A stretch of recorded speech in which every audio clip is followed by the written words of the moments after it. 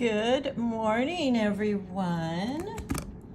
Thank you for being here with me this morning. This is Deb, and I thought this morning I'd play with drawing a pretty little tropical arrangement that's kind of simple, and then what I'll do is maybe just do a second tutorial on painting them. I'm trying to keep my videos 30 minutes. Just so that it's not too long for some of you. So I'm going to start with my three little hibiscus, and then I'll just do a couple little leaves around it, and we'll kind of go from there and see what happens. All right, working with the rule of odds, which I always do, I just find that the rule of odds comes it has more an organic feel, so that tends to be what I lean towards. So I'm going to do let's see, I don't want to take up too much of this page. I'm going to do a hibiscus right here, and then I'll do another one coming out here, and then let's see, debating if I want to do a bud or an actual flower. We'll do another one here, a little bit smaller. And then once I do that, we'll kind of create these fun little palm leaves coming out and just have some fun. All right. What I'm going to start with first, and I've shown you this in some other tutorials on drawing, this is the only way I've ever been able to draw a flower. It's just makes sense to my brain, and so that's how I've done it. I draw a circle first, and then I place the center of the flower here. Most flowers have 5 leaves. Five petals.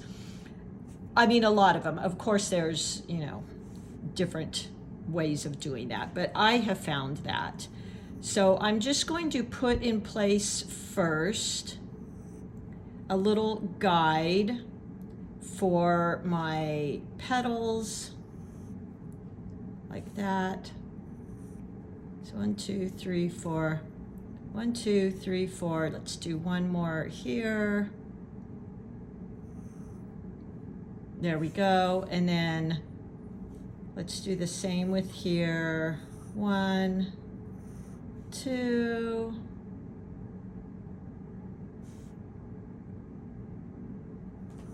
3. I'm going to move that one and make it a tiny bit smaller. One sec, let me find my pencil eraser here. My goodness, where is my eraser? Here we go. Okay, actually what I'm really finding works better is this little eraser I shared with you guys the other day. Okay, so I'm going to have one coming out here. I want to make those front petals the biggest ones because they're in front, and then there's that circle, and then this one's just a little bit smaller.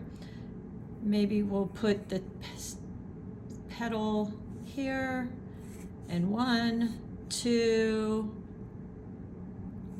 3, 4. 1, 2, 3, 4. And let's do another one there. Okay, now with this guideline, we can go in and we can draw our petals.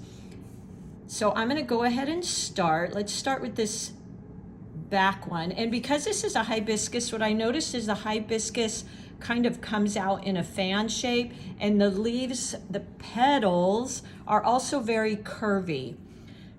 When I do petals too, I like to make the tips of the petals kind of different shapes so they don't look so mechanical. And then this one, let's just come out like that. And maybe this one here, we'll hide behind there.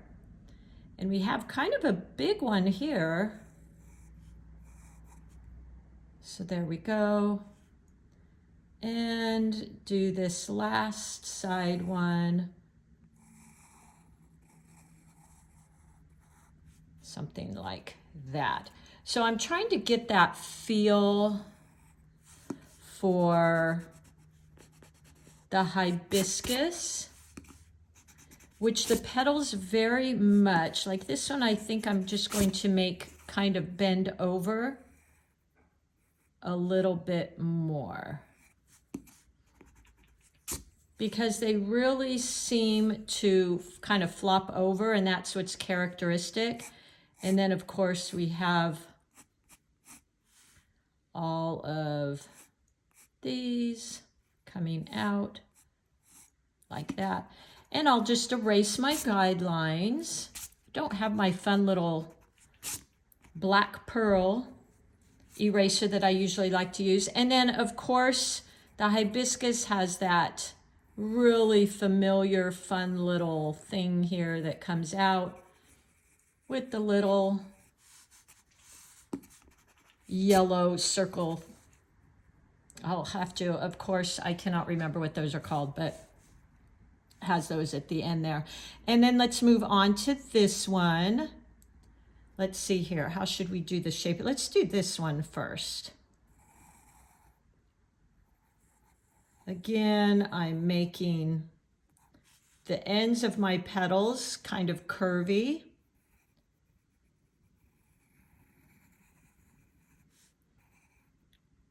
Like this. Do this one.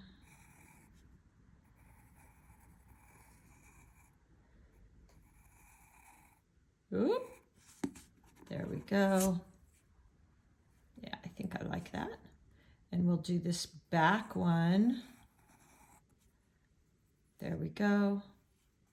And the front one. 1, 2. Oh, I thought I was missing one. Let's break this. Let's just redo that a lot. I thought I was one petal short. There we go. Actually, this one's kind of big. See, I'm not perfect, guys, but you know what? I embrace the mistakes. I'm always learning. So let's do that front petal, which I want a little bit bigger.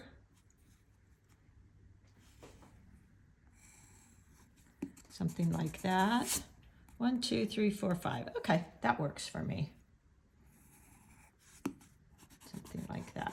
And then we'll just erase all our guidelines, that circle that we drew in, like so. And this is just the sketch. I will transfer this onto paper. And then that's where I will do my drawing, something like that. And of course, that fun little iconic part of this flower that sticks out. And then we'll do one last one here. Let's see. Let me think about, I think I want this to also go over here like that.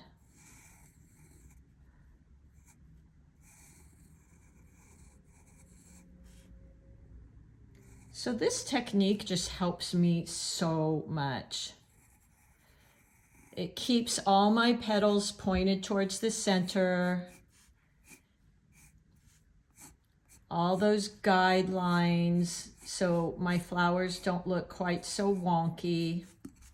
And then erasing my guidelines. And there we go. So see, the more of that arch, it really becomes very iconic to, for me, what looks like a hibiscus. And I'm always trying to get that general shape or that general, what reminds me of a hibiscus. It doesn't have to be perfect or the exact hibiscus. Excuse me. I've got my coffee here. I'm going to take a quick little drink. There we go. All right. And next thing I want to do, oh shoot, I dripped some of my coffee on my paper. Okay, next thing I want to do is let's bring out, I think I want to bring out a long leaf here.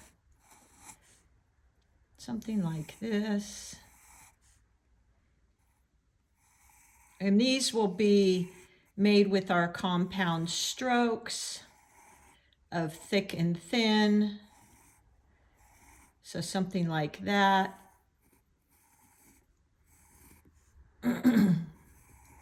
There we go. So we'll just continue those. And those are really easy with a brush. We're just using that thin, thick, thin. So this is going to be pretty. I'm going to do another tutorial. I didn't want to add it into this one because I didn't want this to be too long. Now let's go in and make a leaf here. Isn't that a fun shape? And another one maybe coming out here.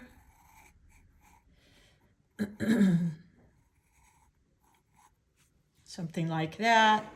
So I kind of like this flow. It looks like an S, and what this does is it creates, your eye will either come in here, it'll go through here, it's traveling, it's moving, coming back down here. But when it gets here, it's kind of playing, it's going in these center areas, and then it comes back out here. So there's a lot of visual interest. What we'll want to do here as well is make sure when we go to paint this, we're using a lot of different values so that it creates some interest. So we've got light spots and dark spots and medium areas so that your eye is traveling around the painting and not just everything looks the same value, the same color, and it becomes very flat. I think the last things here I might add in would be maybe coming out here, a little bunch of, I don't even know what these are, you guys. I just think they're fun. So I'm going to add them, and I think being tropical, I'll make these like a golden yellow.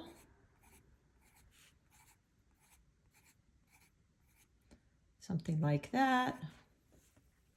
And that just kind of brings your eye around and continues to draw it into some fun, interesting patterns. We might even add another one down here. No, I think this is good. This is nice. All right, so, oops, we forgot this, guys. Okay, I'm going to go out on a limb here, and I want to say these are called stamens and pistils, or this may be called the filament.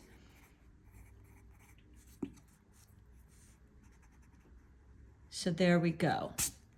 All right, so I think I'm ready. I'm going to transfer this onto my watercolor paper, and if you'd like, you can come on back, bring your coffee, and we'll use on this right now. I'm using just a regular pencil, but I do normally use my Blackwing because it has the eraser on it.